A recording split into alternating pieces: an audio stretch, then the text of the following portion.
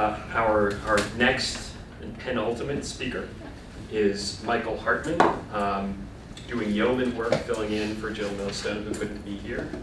Michael is a graduate student. A graduate student? Yeah, graduate student at the University of Pittsburgh, a chemist, who will be presenting a talk entitled Colloid Nanoparticle Alloys. Thanks, Evan. All right, so I'm really excited to have the opportunity to give this presentation. And as Evan said, I'll be talking about how we make and characterize colloidal nanoparticle alloys. Prism's flipping around. You might be pushing the wrong arrow button. Yeah, the one, yeah. Got it. All right, got it. Okay, so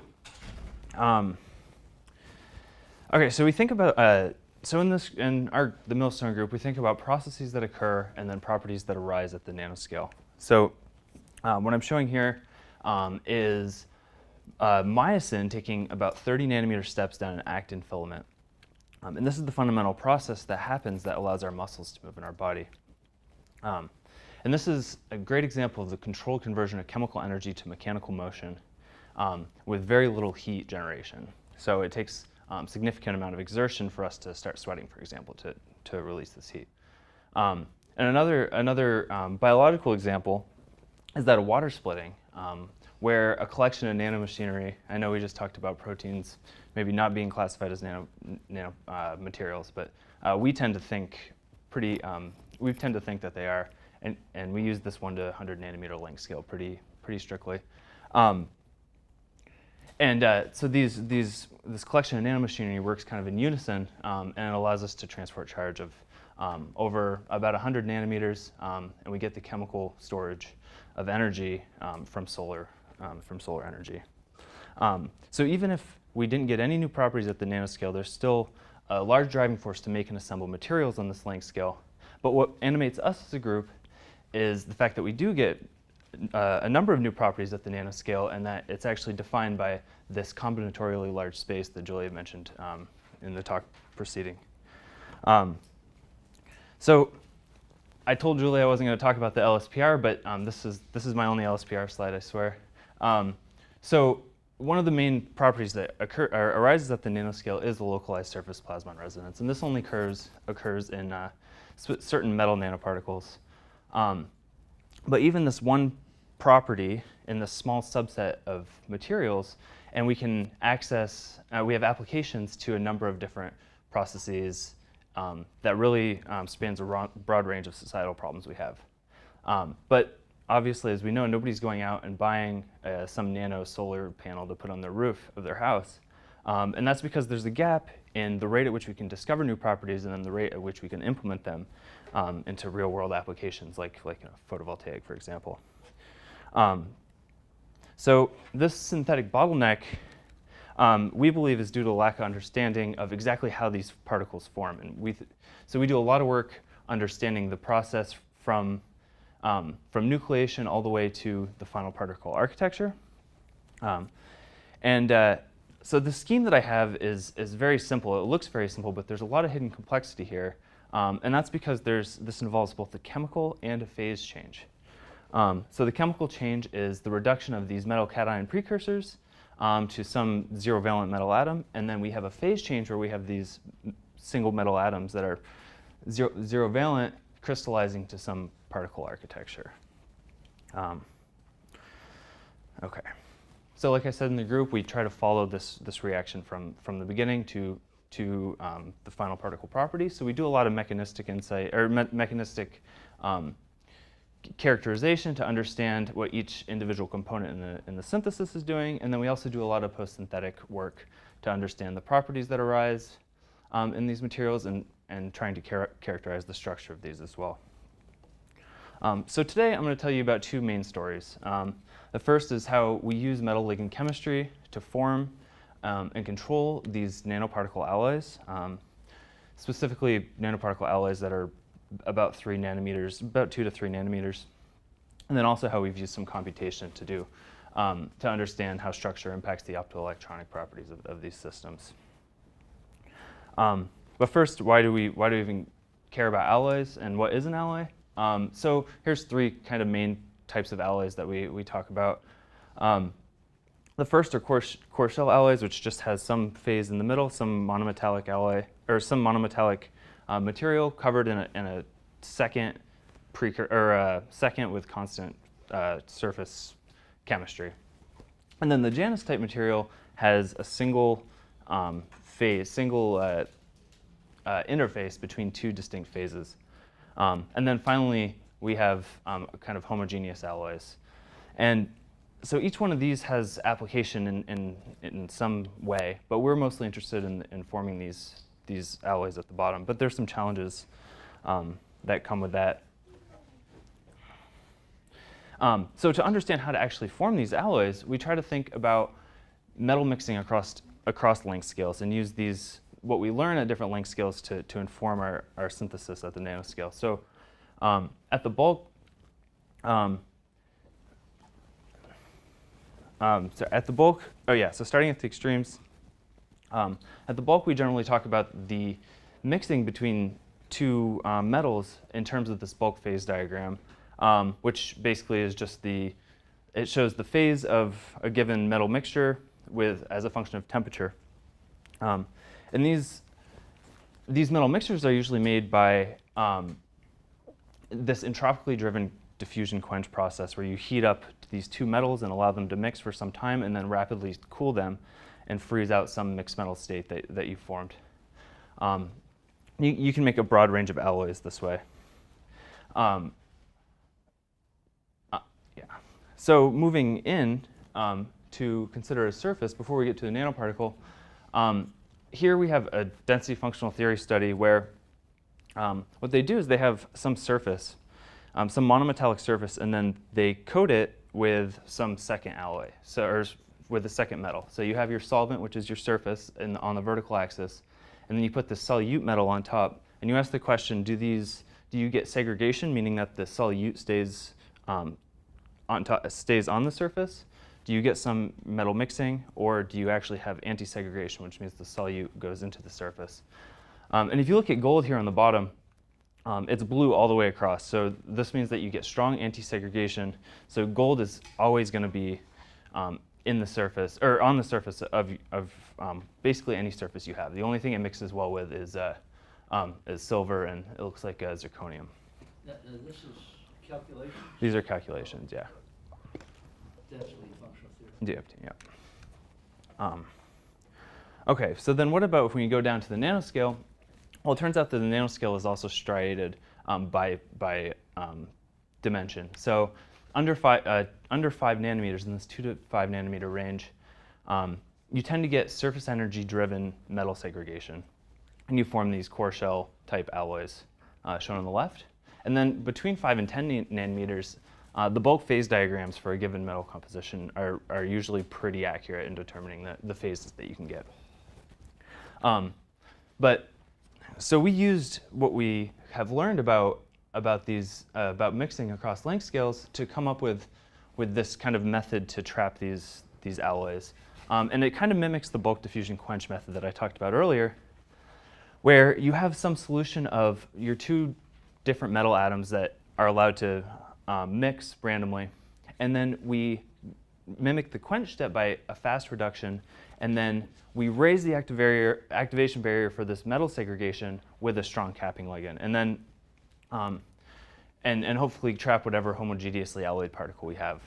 Now, we're never going to beat thermodynamics, so this trapping is going to be kinetically limited. Yeah. Describing a simulation you're running. No, this is how we do the experiment. So this is this is how we actually synthesize the So particles. the second transition state, how are you generating that? Just by basically making the interaction with the surface, the ligand, and the actual metal atom on the surface, making that interaction as strong as possible. We'll control. By choice of the pair. Yeah, exactly. We'll change the level. Yep. OK, so the very first work in the group, we kind of just did a suite of ligands and tried to make a number of different types of alloys, and we had some good success.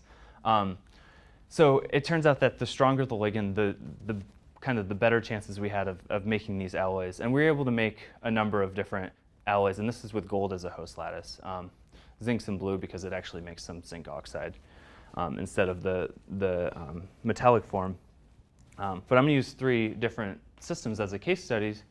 And those are gold, silver, which are known to mix well in both the bulk at surfaces and in basically any particle size I've ever seen anyway. Gold, copper, which has mixes well in the bulk and at surface, but has several intermetallic states. So the question we're trying to ask here is, can we get continuous composition tunability? So if we add 12% copper to the synthesis, can we get a 12% copper in our system? And then we also try to access alloys that are not observed in the bulk. So there's no gold cobalt alloys known, and we try to use our method to get a gold cobalt alloy. And you didn't find any? Oh yeah, we did. We were able to make some. I thought- We're getting there. Yeah. Oh, okay. Yeah. That's the bulk systems, right? Okay. Yeah, the bulk system that you don't have the alloy. Okay. Yep. Okay, so first we looked at silver and we were able to make it fine. So I'm not going to talk about this anymore. This was kind of the positive control. But with copper, as I mentioned, it mixes well, but we were trying to avoid these intermetallic states. And what we see with a suite of electron microscopy techniques, that our particles are about 2 to 3 nanometers on average, and we see that we have a uniform lattice, indicating that we have either a monometallic or we have some bimetallic that has the same lattice constant across the particle. But it turns out that these are mixed, and that we get one-to-one incorporation pretty well. So for example, if we add 20% copper, we get 20% copper in the final particle. So this works really nice, and we don't observe any intermetallic states. Okay, so we're able to do copper. And then for gold cobalt, as I mentioned, there's no bulk alloys observed.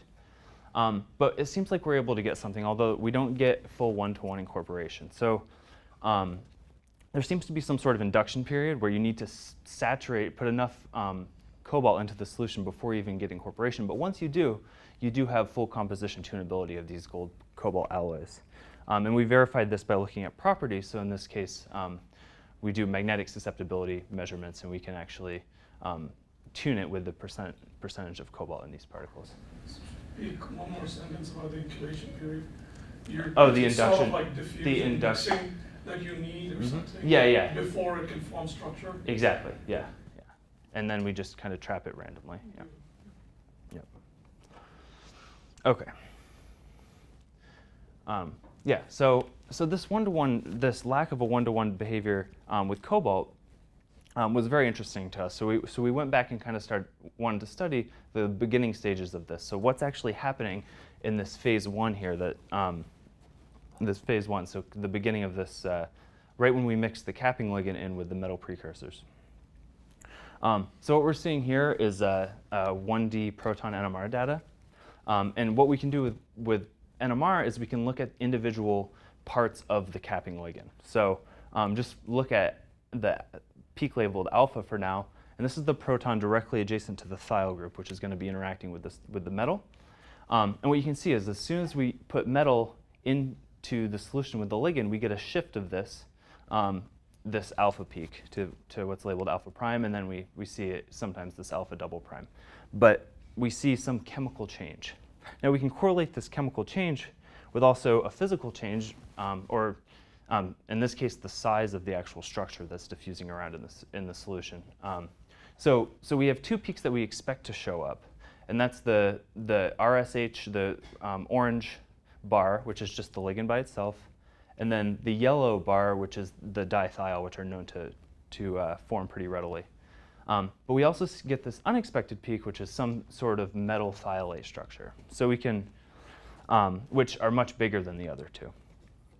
So we can do mass spectrometry and assign these, and we find that we have, they turn out to be mostly tetramers. So we have 4 metal atoms and 4 ligands in these tetramers in solution. And most importantly is that we actually have co-localization of the 2 different atoms in these tetramers. And we get basically every composition that you can that way. So you're getting molecular scale. These are 4 atom clusters, yeah. With the regular stoichiometry. Mm-hmm. Okay, so this is great. We can make these, but are they useful? Does this actually do anything to our synthesis, and can we leverage them to make some sort of structure? So we went to the literature and looked at what's known about these types of precursors in monometallic syntheses. So it turns out these tetramers are actually pretty well studied in one-phase monometallic syntheses. These are just done in aqueous solution. That's the one phase. And but then we also can make two-phase particles where you have a water and a toluene phases. And what happens here is you have the metal atoms get sequestered inside of a micelle, and there's no ligand-metal bonds before the nucleation process. So and that turns out to be the fundamental difference between this one and two-phase systems. So both of these methods produce indistinguishable particles when they're in the monometallic. So we had a hypothesis that these mixed metal thiolates are actually critical to getting a different particle architecture. Okay, so we went through basically the same suite of characterization, and we've made sure that the only difference between these two systems is the fact that we have a metal thiolate bond in one case and we don't have a metal thiolate bond in the other case. So what do we actually get?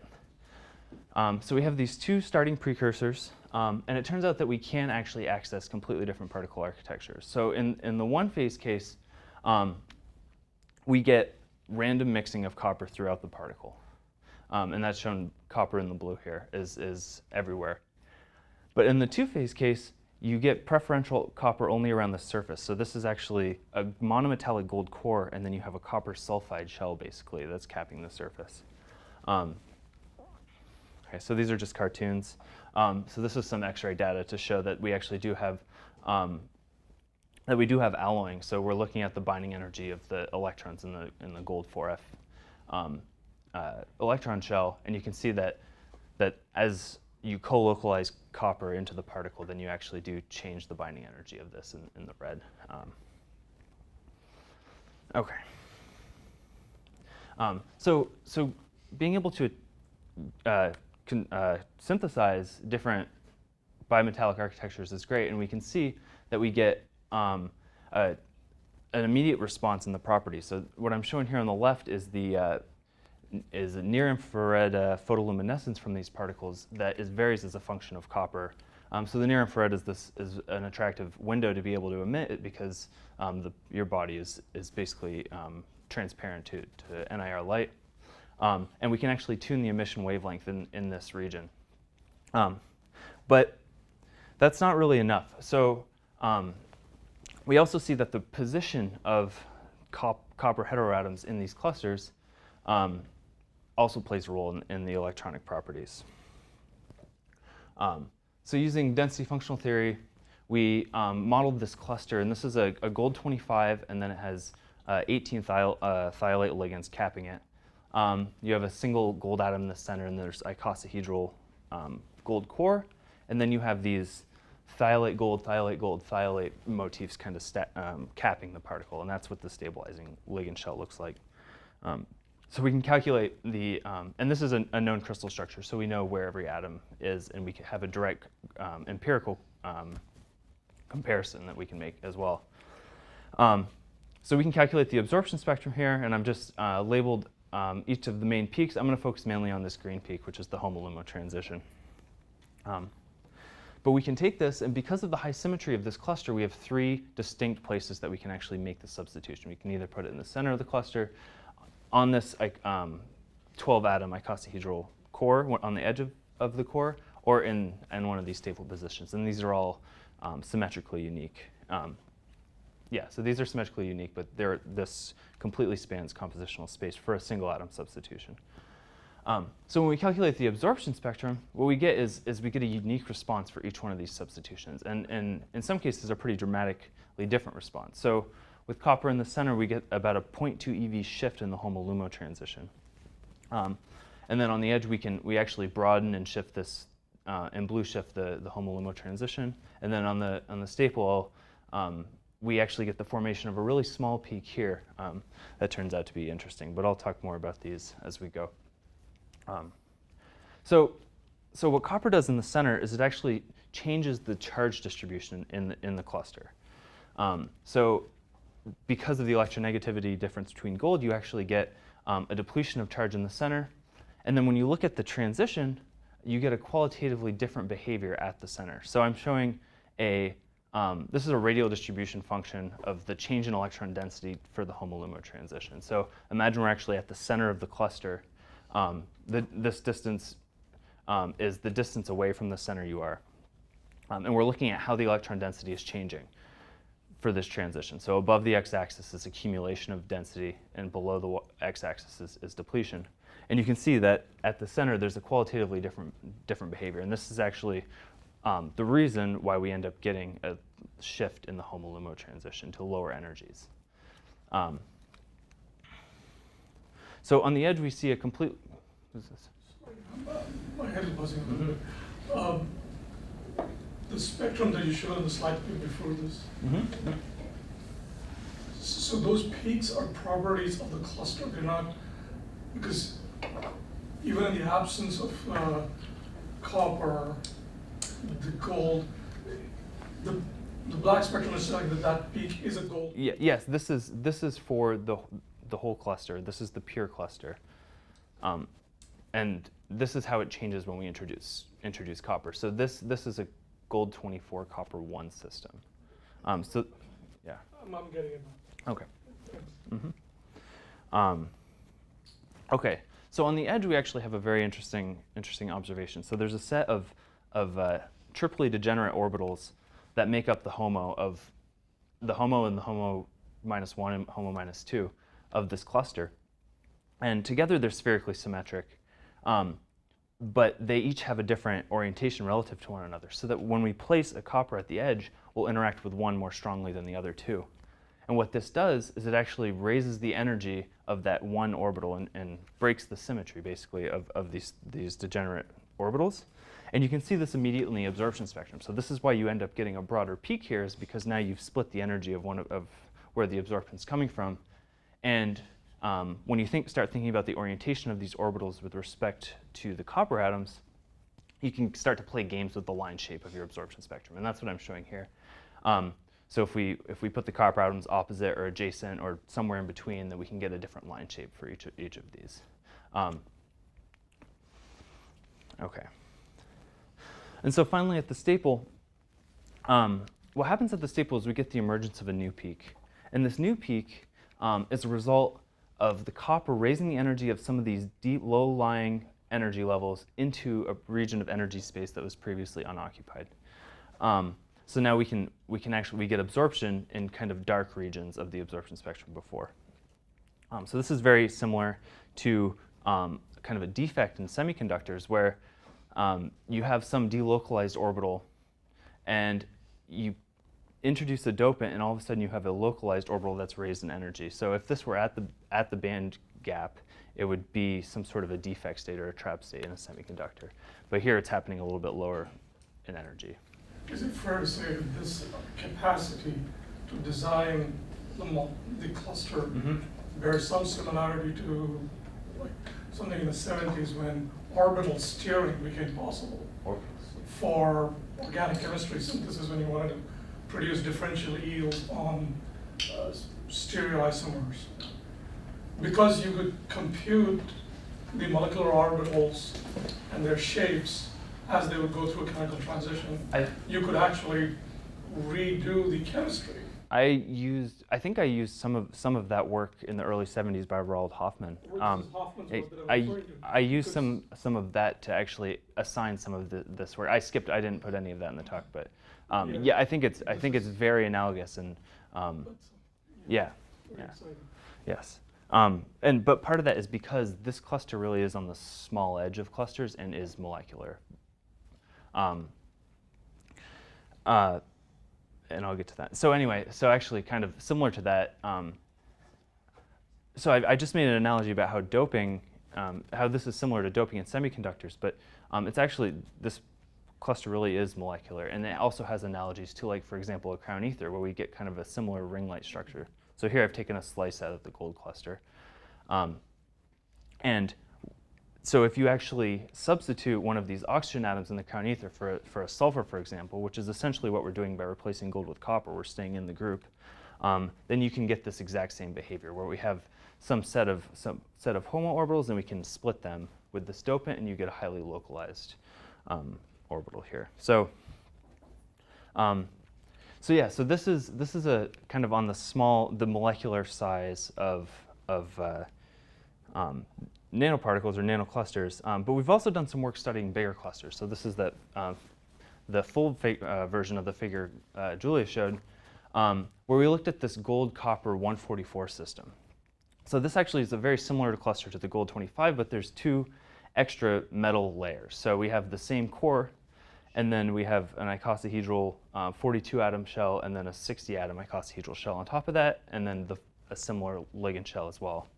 And we played kind of the same game where we studied the positional impact of copper on the absorption spectrum. Obviously couldn't sample all of configurational space here because of the size of the cluster. And what we found was something really interesting. So if you look at the pure gold version, that's here on the bottom, we have a relatively featureless absorption spectrum. But if we replace the ligand shell gold atoms with copper, then you get a small feature at 7, but more or less, you don't really have a qualitative change in the absorption profile. But in the core, despite substituting approximately the same concentration of copper into the cluster, you end up getting a pretty intense peak right at about 550 nanometers. And this is actually the wavelength that you would, close to the wavelength you would excite the LSPR in a gold cluster. So we're right on the edge of becoming metallic. And copper actually allows us to get over that step in these clusters. So we thought that the size of the right-hand cluster? the size it's about 1.5. So it depends on if you define the core size or the furthest metal atom. So these metal atoms in the staple, I don't usually count as participating like being in the core. So the actual core size is 1.4, but if you include those metal atoms in the staple, then it's 1.8. 1.4. 1.4. So like core edge to core edge is 1.4, but if you include these metal atoms that are in this thiolate layer, then it's about 1.8. 1.8 Yeah, nanometers. Yeah. So this is actually very similar to what we have in solution in the experimental data that I showed at the beginning. Okay, so One last question. Yeah. Those are pretty spherical. Very spherical. Yeah, they're icosahedral. Have you ever calculated the sphericity of it? You know, the greatest deviation? No. I mean, from the picture, it's pretty spherical. It's icosahedral, which is as close to spherical as you can really get Okay. in With this. scattered individual. Okay. Yeah. Sure. There are clusters that are kind of more elongated in this, but yeah, I haven't studied those as much. Okay. So in summary, what I tried to show you is that we can actually understand nanoparticle reaction mechanisms to access new structures, and ultimately that leads to new properties and hopefully new applications down the road. And that this nanoparticle surface chemistry really is the key to unlocking this. And also that the density functional theory has been a powerful tool to kind of explore this relationship between metal atom structure and the optoelectronic properties that we observe and calculate. So with that, this is our group. I'd like to thank the funding agencies, and then also we have some collaborators, and I'd be happy to take any questions.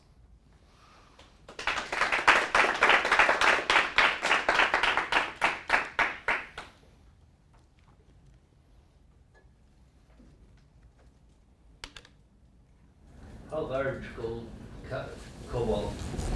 The gold cobalt? They're the same size as Hartmann's, right? 2 to 2.5. So you got them up to that approximately number of atoms, 140? 144. That's my best guess for this size. We don't have a full atom count right now. Yeah. We have a slight distribution solution too. So yeah. Can you make them hollow? We have not tried to do that. I would But imagine the it's- properties would be very different. Yeah, I would imagine if we can make an alloy, then maybe there's a way to selectively etch one of the metals out, but we haven't tried to do anything like that. That's very interesting though. Although, So, I'm sorry, how about reproducibility or? Oh yeah, we Okay. do it every time. We've done this for a number of years. no, I'm on this hollow kick. But I guess I'm just trying to think, if you had a core shell, can we make core shells that then have alloy shells? Because you would want some sort of, you're asking about a hollow alloy, right? Not just a Oh, cage. Because yeah. you can make gold cages. Yes, But- about hollow alloy, I would just assume the gold cage, but the alloy I think would be more difficult unless you could make some sort of tertiary alloy and then selectively etch one of them out. Or, That's, Because even if you take buckyballs and you put different things inside, and Mhm. you think of it from a cage perspective, you get very different types of properties. yeah. Yeah, well, and this data immediately suggests that, I don't know where one of my structures went, but immediately suggests that the core is dominating this optical electronic Yeah. feature. I mean, that's what I'm changing. So if you wanted to tune the core properties, you could perhaps tweak what's inside. As you say, dope it by maybe putting some other smaller core inside the core, so to speak, or other aspects of how you could create some multiphasal crystalline substance. Yeah, that's really interesting to think about. Yeah, it's like a jawbreaker. Yeah, exactly. Nano jawbreakers. Yeah. Do you have any way of tuning the position of the substitution? I mean, you talked about tuning the So- amount of. So the closest we have to tuning the position is by changing the precursor and doing the 1 versus 2 phase synthesis right now. The kind of specificity I'm talking about with single atom precision through here is not, we don't have the ability to do that. That's our ultimate goal. What sort of ideas do you have about? One thing we definitely want to do is try to use like ligand exchange chemistry. So once you have a particle, to actually exchange with something in solution that will replace whatever it's bound to, and then hopefully kind of build up that way. But I don't know what else we would try right now. So to get to, oh, sorry. I was gonna ask something. Yeah. Well, I was just going to ask to get to, and maybe this is a question for Evan and John and others as well. Curious how those precursors, the 1 phase and 2 phase precursors that you're working with now, are those stable reagents that you've got on the shelf, or are those short-lived No, we intermediates? make those every time we have to do a synthesis. So they do have some lifetime of maybe a day, but they do fall apart and just turn into. Actually, sometimes they even form particles on their own. They just kind of self-reduce and form particles on their own. But yeah, we make them fresh for every synthesis. So we know what we have, because it's hard to characterize them every time too. So you have to. That was gonna be the other question, so can you put up that diagram? I think it's just before this, the 1 phase, 2 phase The one. clusters. Oh yeah, sorry. I mean, in a synthetic organic chemistry sense, these are intermediates that you can use, you call them precursors. Yes. Now, one of the things I'm curious about is that if you take the 1 phase precursor, does it have enough stability in it to participate in the 2 phase unstructured micelle situation and give you a nucleus to grow on? Because, I mean, you're beginning to have a system that you could steer. Yeah. I mean, It's possible. I don't know how you get it into the actual aqueous phase. Just finding a way to have it in the reaction class might be interesting.